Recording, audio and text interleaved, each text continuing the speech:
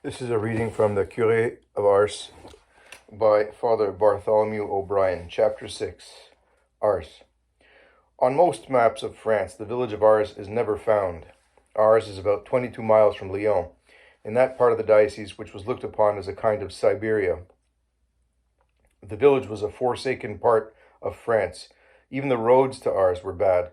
A strange air of melancholy brooded over the village. Nature did but little to grace the countryside of Ars. The soil was poor, the ponds were stagnant, the woods were made up of thickets of bushes. Huddled together were some 40 houses, low, drab, and made of clay. Maybe 20 more houses were scattered in the flats beyond the village proper. In one small section of the village was the church, the rectory, the cemetery, and an orchard of walnut trees. The church, dedicated to St. Sixtus, was small, yellow, and poor, built in an architecture all of its own. The rectory was no more than a peasant's house. At one end of the village was a chateau owned by a wealthy family by the name of Les Garrets.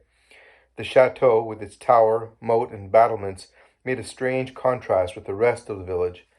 Here lived the pious and generous chatelaine, Mademoiselle des Garrets, more commonly known as Mademoiselle d'Ars, who in her deep devotion recited the divine office each day. She and her brother, Vicomte Francis, who was married and who lived in Paris, were most generous to the church. In spite of the smallness of the village and the poverty of its people, Ars possessed 4 taverns. Around these centered the social life of the people.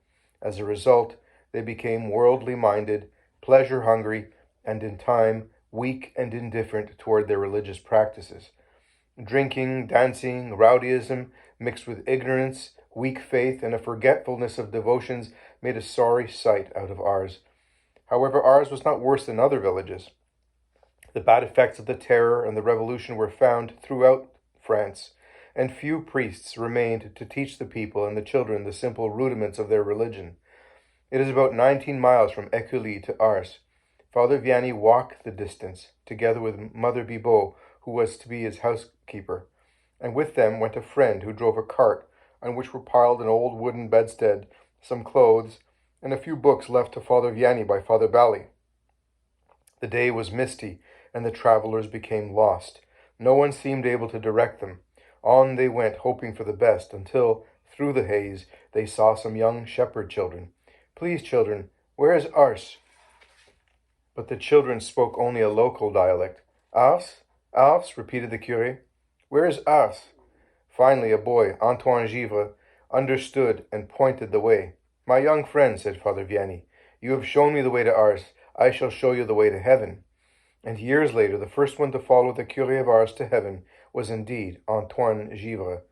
Learning they were on the boundary of the parish, the new Curé of Ars got on his knees and prayed in a field before continuing his journey. He was entering his new parish.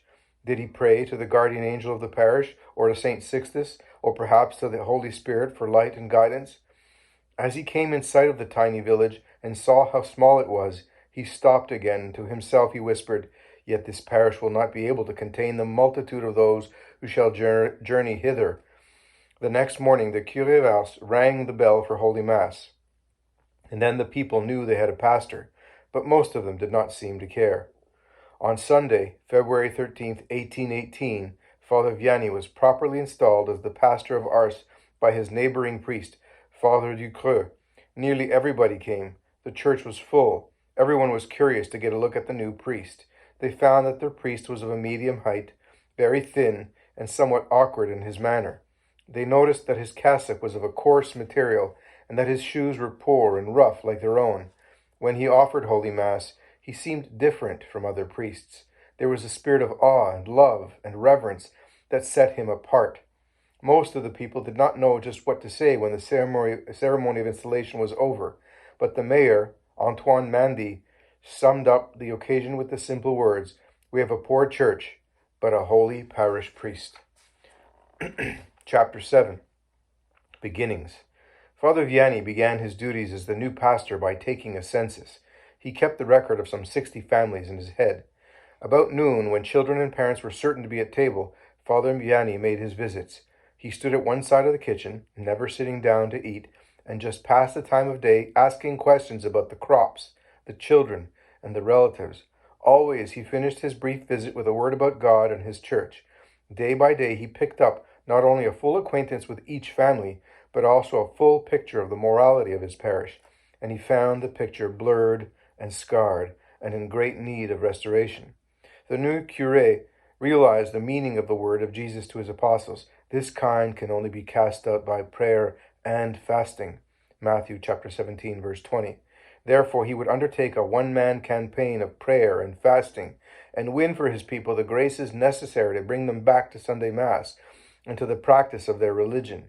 He would also win for them the graces demanded to take them away from drinking, from the taverns, from excessive pleasure, blasphemy, and impurity.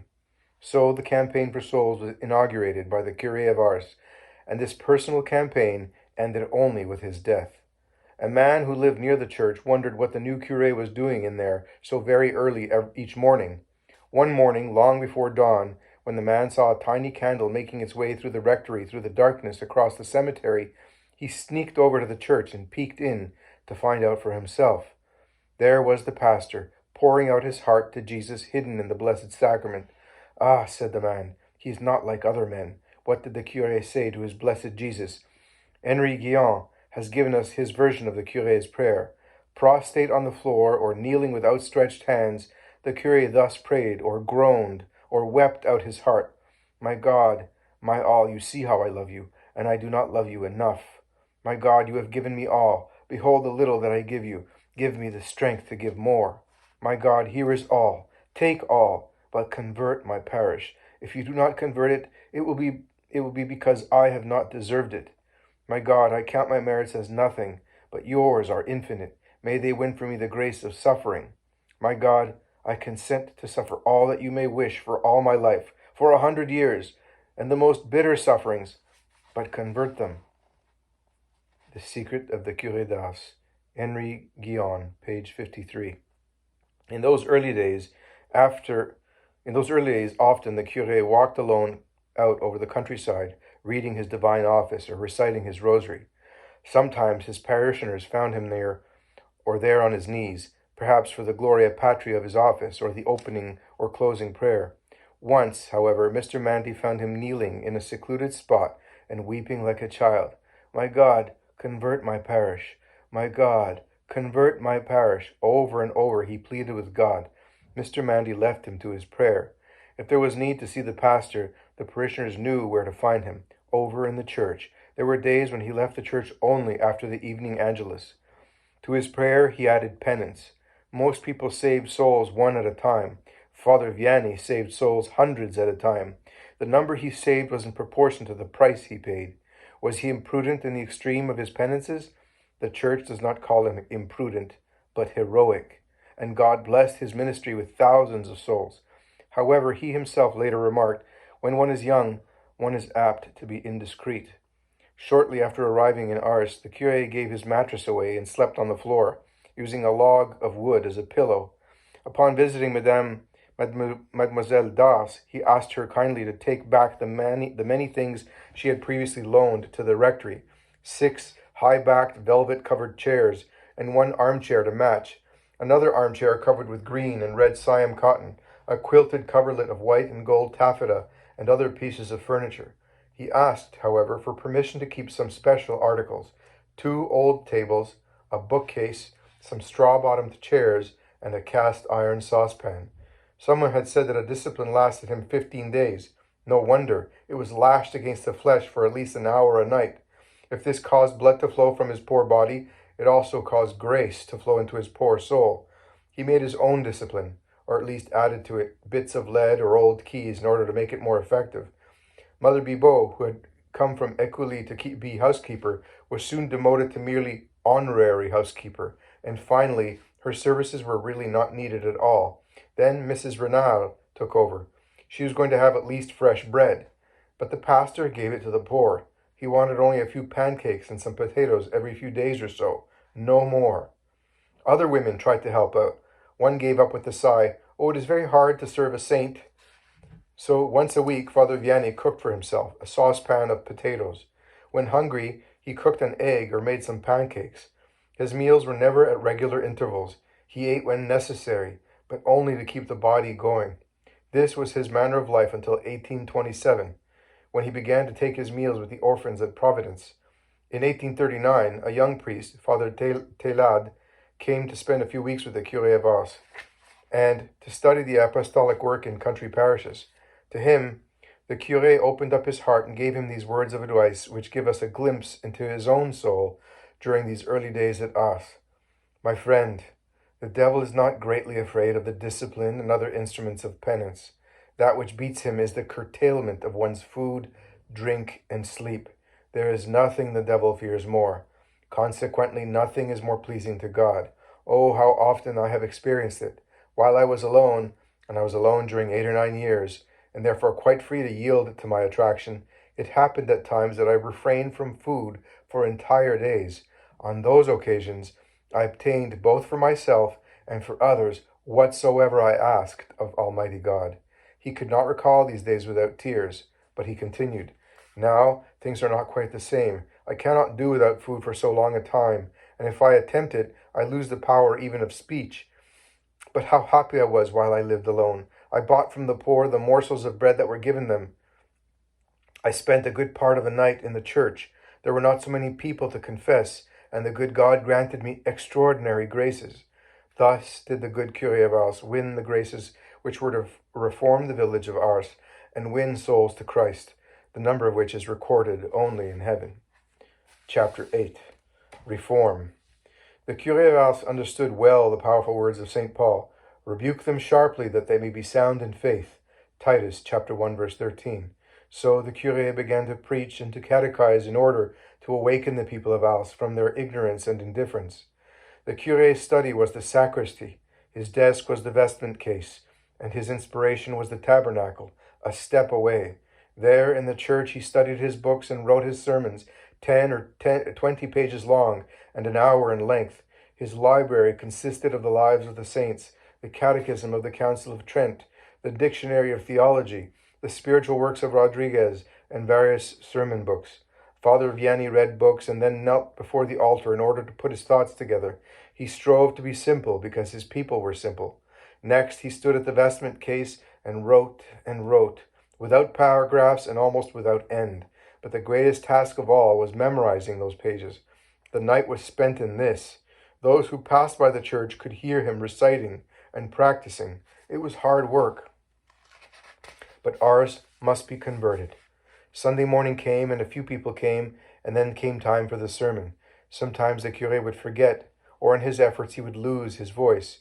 He offered the humiliation for his people. But when he did preach, he poured out his sermon in a loud and passionate voice, full of zeal and unction, and usually with tears. Yet some of the people yawned, and latecomers banged the door. Father Vianney never ceased to catechize the little children until 1845, when he received an assistant priest. Every answer of the catechism had to be learned word for word, and the best pupil received a holy card. If the children had to work in the fields, then the classes were held as early as 6 in the morning. The first one to arrive received a prize. Every child was to carry a rosary, and the curé had a few extra ones in his pocket, just in case. Gradually, a generation of well-instructed Catholic children began to grow up in Ars. During the Easter season of 1818, Father Vianney discovered that most of the men refused to make their Easter duty.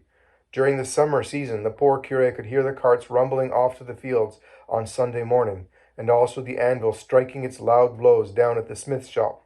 The church had some women, but only a few men. The men worked all day Sunday, then dressed in their best, and spent the evening and most of their money in one of the 4 inns, drinking, blaspheming, and exchanging vulgar stories until the early hours of the morning. Had the inns been places of simple amusement, Father Vianney would have said nothing, but it was obvious that they were places of sin. So he struck fearlessly at the innkeepers. The innkeepers, he cried out one Sunday at Mass, and the word got back to the innkeepers themselves, steal the bread of a poor woman and her children by selling wine to drunkards who spend on Sunday what they have earned during the week. If he wishes to escape eternal damnation, a priest may not and cannot absolve innkeepers who, either at night or during church hours, serve those drunkards with wine. The innkeepers! The devil does not trouble them much. On the contrary, he despises them and spits upon them. One innkeeper complained that the curé was completely ruining his business. The curé gave him some money and prevailed upon him to close his business. He obeyed and eventually became a model Catholic.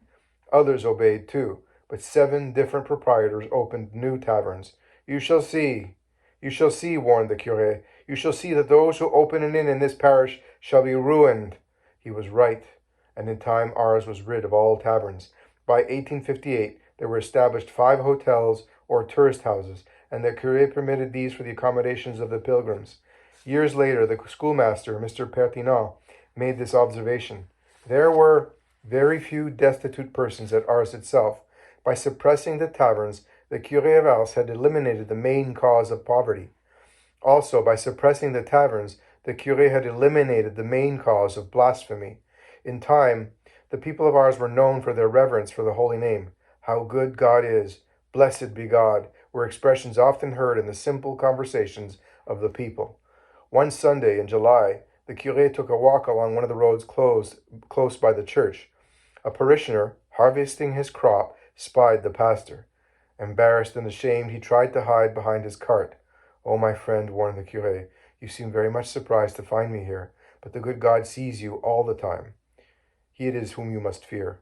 Knowing the weakness of his people, the curé even refused to grant dispensations, lest they lead to abuse and carelessness.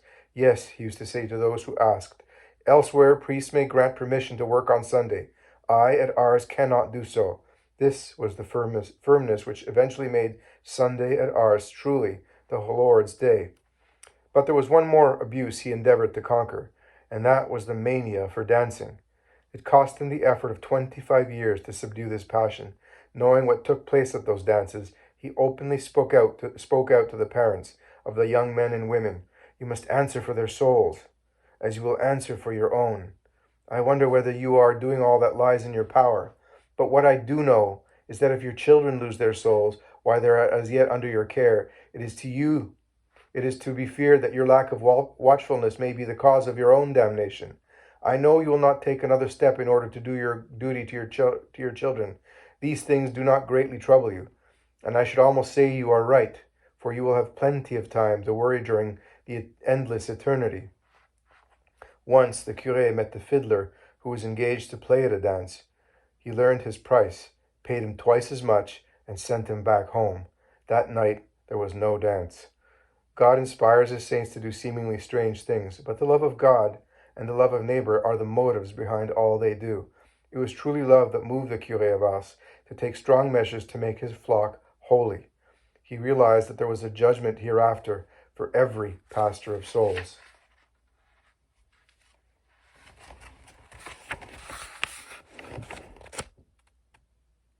The caption says,